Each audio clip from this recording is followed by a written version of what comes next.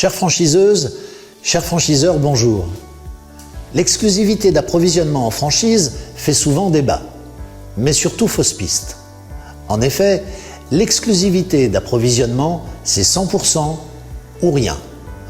Vous vous demandez sûrement pourquoi, je vous explique cela juste après.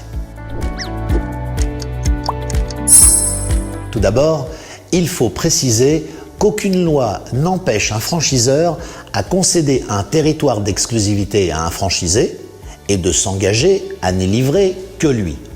En contrepartie de quoi, ce franchisé s'engage à se fournir exclusivement chez son franchiseur.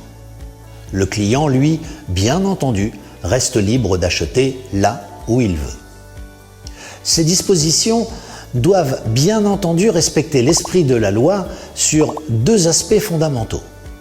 Le premier, ces dispositions doivent être justifiées par la nécessité d'homogénéiser l'offre du réseau qui évolue sous la même enseigne et par la nécessité de contrôler que la promesse faite aux clients par l'enseigne est bien conforme à leurs attentes où qu'ils se trouvent. La deuxième, le franchiseur doit être en capacité de démontrer que la mutualisation des achats de son réseau profite économiquement à l'exploitation de chacun de ses franchisés. Bien entendu, les exclusivités d'approvisionnement partielles à 60 ou 70% ne solutionnent aucun de ces deux aspects, bien au contraire. Ce qu'il faut savoir, c'est que les franchiseurs qui bénéficient des techniques de mise en œuvre de ces dispositions sont généralement en mesure de proposer le rapport qualité-prix le plus compétitif de leur marché, ce qui représente un atout redoutable de conquête de leur leadership.